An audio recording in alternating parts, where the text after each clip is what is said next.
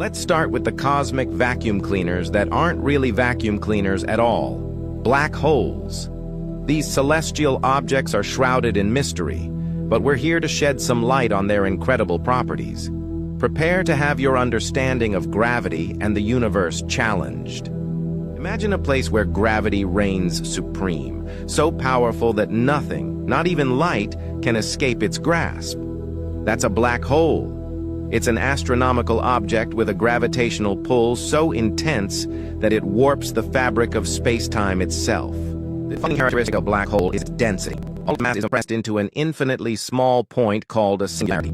This creates a region of extreme gravity that nothing can resist. Think of the event horizon as the surface of a black hole, although it's not a physical surface. It's the boundary beyond which escape is impossible. Once you cross this point, you're destined to be pulled into the singularity.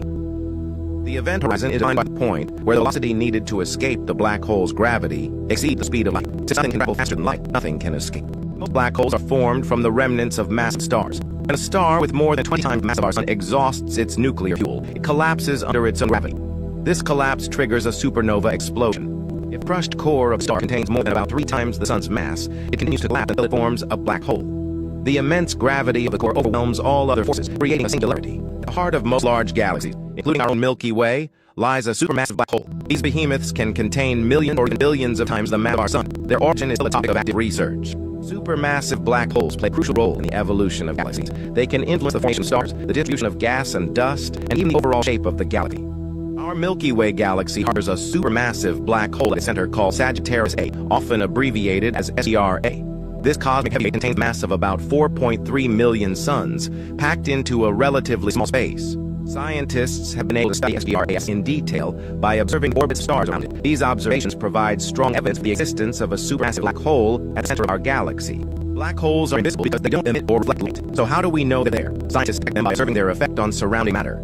When matter falls into a black hole, it forms a swirling disk called an accretion disk. The friction within this disk heats the matter to millions of degrees, causing it to emit X-rays and other forms of radiation that can be detected by telescopes. This is a real term used by astrophysicists. Quantification describes what happens when matter gets too close to a black hole. The intense gravity stretches the object vertically and compresses it horizontally, resembling a noodle. The tidal forces near a black hole are so strong that they can tear apart even the most solid objects. This is why it's not a good idea to get too close to a black hole.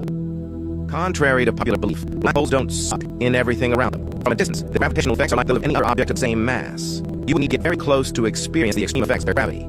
If our sun were replaced by a black hole of the same mass, the Earth would continue to orbit as usual. The only difference would be that we wouldn't have any sunlight. The lightest known black hole is only 3.8 times the sun's mass. These smaller black holes are thought to be formed from the collapse of smaller stars.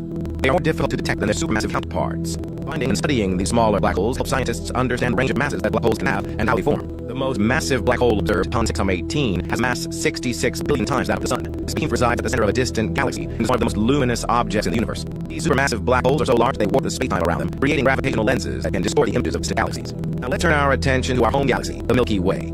This vast spiral galaxy is home to billions of stars, planets, and other celestial objects. Prepare to explore the wonders of our galactic neighborhood. The Milky Way is classified as a barred spiral galaxy. This means that it has a central bar-shaped structure made up of stars and gas, with spiral arms extending outwards. The bar structure is thought to play a role in channeling gas and dust towards the center of the galaxy, fueling star formation and the growth of a supermassive black hole. The Milky Way is a disk that measures about 100,000 to 180,000 light years across. Light year is the distance that light travels in 1 year, which is about 6 trillion miles. To put that into perspective, if the Milky Way were the size of the United States, our solar system would be smaller than a single atom. The Milky Way began forming around 12 billion years ago, and is almost as old as the universe itself, around 13.8 billion years old. It has been evolving and changing ever since. Studying the oldest stars in the Milky Way helps scientists understand the early history of the galaxy and the formation of the universe. The Milky Way contains an estimated 400 billion stars. Each of these stars is a sun in its own right, and many of them are likely to have planets orbiting them. The sheer number of stars in the Milky Way makes it a prime location for the search for extraterrestrial life. Earth is located about halfway from the center of the Milky Way, approximately 26,000 light years away. We reside in one of the spiral arms of the galaxy, called the Orion Arm. From our vantage point, the Milky Way appears as a faint